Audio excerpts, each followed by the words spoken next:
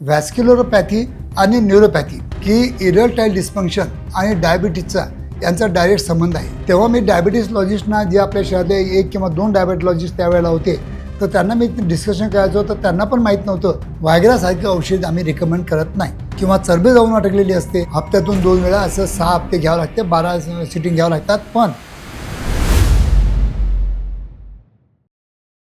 नमस्कार मित्रांनो, मी आज 40 वर्षापासून प्रॅक्टिस करत आहे। जेव्हा सुरुवातीला मी प्रॅक्टिस करायचो तेव्हा मी ऑब्झर्व केलं की इरेक्टाईल डिस्फंक्शन आणि डायबिटीजचा यांचा डायरेक्ट संबंध आहे। कारण की ज्या लोकांना डायबिटीज असायचं तेच लोक माझ्याकडे जास्त यायचे, त्यांनाच थोडेसे इरेक्शनचा जास्त प्रॉब्लेम यायचा। तेव्हा मी डायबिटीसलॉजिस्टना जे आपल्या शहरातले 1 किंवा 2 डायबिटॉलॉजिस्ट त्यावेळेला होते, तर त्यांना मी डिस्कशन करायचो, तर त्यांना पण माहीत नव्हतं की डायबिटीजमुळे इरेक्टाईल डिस्फंक्शन येतं। आणि खरोखर त्याच्यानंतर मी सगळ्यांना सांगत आलो की डायबिटीज आणि इरेक्टाईल डिस्फंक्शनचा डायरेक्ट संबंध आहे आणि ज्या लोकांना डायबिटीज आहे त्यांच्यामध्ये इरेक्टाईल डिस्फंक्शन किंवा इम्पोर्टन्सचं प्रमाण हे खूप जास्त आहे। आणि त्याच विषयावर आज आपण बोलणार आहोत। मी आहे doctor Umesh, as a clinical sexologist म्हणून गेल्या 40 वर्षापासून मी सातत्याने तुम्हाला मार्गदर्शन करत आहे, काउन्सिलिंग करत आहे, सेक्स एज्युकेशन द्यायचा प्रयत्न करत आहे। मित्रांनो, खरोखर माझे मराठी व्हिडिओ तुम्हाला आवडत असतील तर नक्कीच माझ्या मराठी चॅनलला सबस्क्राईब करा आणि जास्तीत जास्त आपल्या मराठी बांधवांना शेअर करून मला पण मदत करा आणि त्यांना पण मदत करा।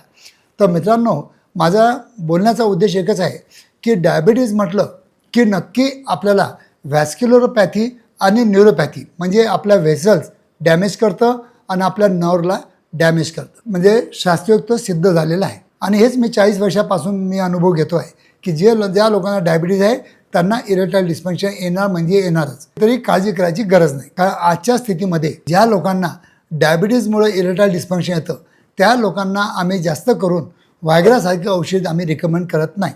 कारण का करत नाही की कारण त्यांचे जे ब्लड व्हेसल असतात या खूप लवचिक, नाजूक आणि थोडं डॅमेज झालेले असतात। त्यामुळं मेंदूमधल्या म्हणा किंवा शरीरातल्या कुठल्याही म्हणा ज्या बारीक बारीक रक्तवाहिन्या असतात त्या जर व्हायग्रा औषधी घेतलं तर ते डॅमेज होऊ शकतात, लीक होऊ शकतात आणि त्याच्यामुळे त्यांना मोठा धोका होण्याची शक्यता असते। क्लिनिकला जेव्हा येतात तेव्हा त्यांना मी रिकमेंड करतो शॉकवेव्ह थेरपी।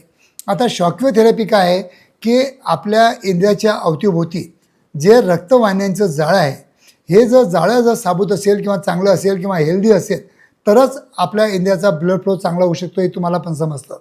आणि हे ब्लड फ्लो इम्प्रूव्ह करण्यासाठी मी माझ्या क्लिनिकला शॉकवेव्ह थेरपी देतो। कारण की याच्यातले की जे काही रक्तवाहिन्या थोडा ब्लॉक झालेल्या असतात किंवा काही बारीक झालेल्या असतात, नॅरो झालेल्या असतात किंवा त्यांच्यामध्ये काही प्लाक असतात, म्हणजे अडथळे असतात किंवा चरबी जाऊन अटकलेली असते, हे पूर्ण क्लीन करण्यासाठी माझ्या क्लिनिकला मी शॉकवेव्ह थेरपी द्यायचं। हप्त्यातून 2 वेळा असं 6 हप्ते घ्यावं लागते, 12 सिटिंग घ्यावं लागतात। पण याचे रिझल्ट मला खूप चांगले भेटतात।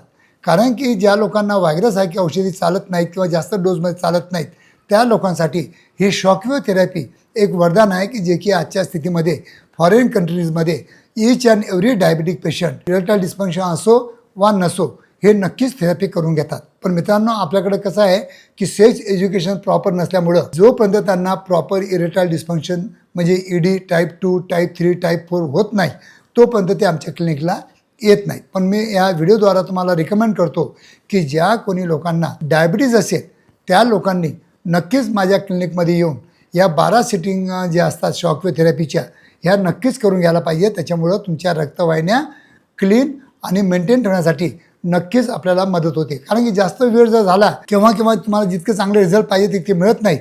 जर प्रायमरी स्टेजमध्ये तुम्ही जर माझ्याकडे आलात की डायबिटीज डिटेक्ट झालेलं आहे आणि तुम्हाला थोडंसं माइल्ड ईडीचा प्रॉब्लेम सुरू झालेला आहे, त्या स्थितीमध्ये तुम्ही जर आला माझ्याकडं तर नक्कीच तुम्हाला शॉकवेव्ह थेरपी देऊन आम्ही तुम्हाला नक्कीच मदत करू शकतो। आणि मित्रांनो, डायबिटीजमध्ये व्हायग्रासारख्या औषधी विना डॉक्टरांच्या सल्ल्यानुसार बिलकुल अजिबात घ्यायला पाहिजे नाही, इतकं आठवण ठेवा।